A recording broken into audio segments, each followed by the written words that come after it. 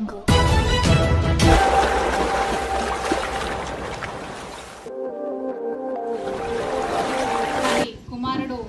బండి భగీరథ చేసిన ఆకృత్యం 2 రోజుల క్రితం బయటకు వచ్చింది.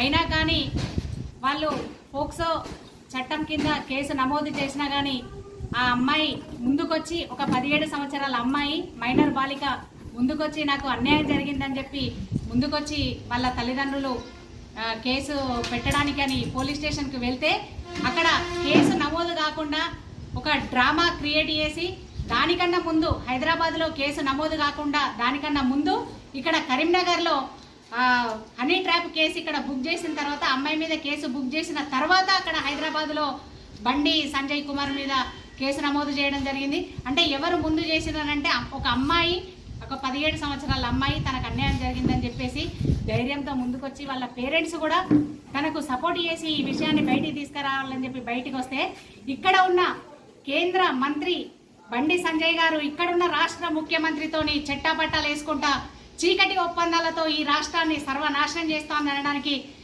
ఇక్కడ నిదర్శనము ఇక్కడ ఈ అమ్మాయి జరిగిన అఘాయిత్యానికి సంబంధించిన కేసు ఖచ్చితంగా మన తెలంగాణ రాష్ట్ర ప్రజలందరూ గుర్తిస్తూ ఉన్నారు.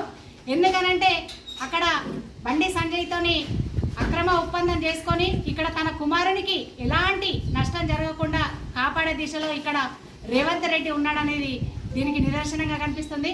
ఈరోజు మహిళలు అంటే భారత్ మాతాకి జై అని చెప్పి మన భారతదేశాన్ని ఒక తల్లి దృష్టిలో చూసుకుంటూ ఉండే భారతదేశంలో ఉండే మహిళలకి ఇక్కడ రక్షణకరమైన విషయాన్ని అక్కడ నరేంద్ర మోడీ గారు కానీ ఇక్కడ రాష్ట్ర మంత్రి రేవంత్ రెడ్డి గారు కానీ ఈ మా తెలంగాణ ప్రజల్లో ఉన్న మహిళలందరికీ ఇది చాలా బాధాకరమైన విషయంగా మేము ఈ సందర్భంగా తెలియజేసుకుంటున్నాము.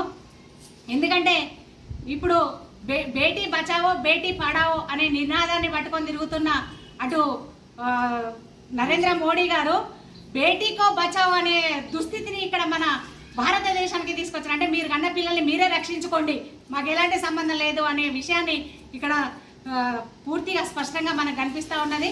ఇప్పటికైనా కానీ బండి సంజయ్ గారు ఖచ్చితంగా మీ పదవికి రాజీనామా చేయాలి. అటు రాష్ట్ర ముఖ్యమంత్రి రేవంత్ రెడ్డి గారు దీన్ని ఖచ్చితంగా మీరు పరిగణలోకి తీసుకొని మీరు హోంశాఖ మీ చేతిలో పెట్టుకొని మీ ఇష్టం వచ్చినట్టు నాటకాలు ఆడితే ఇక్కడ మహిళా లోకం చూస్తూ ఊరుకోదు.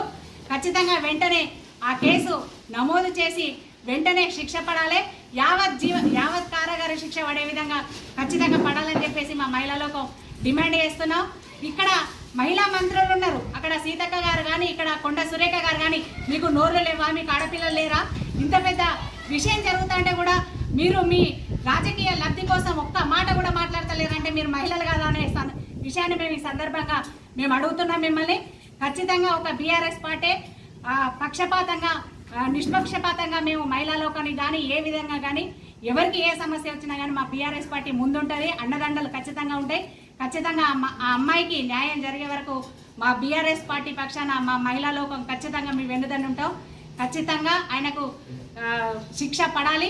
బండి సంజయ్ వెంటనే రాజీనామా చేయాలని చెప్పేసి ఈ సందర్భంగా మేము డిమాండ్ చేస్తున్నాం. జై తెలంగాణ.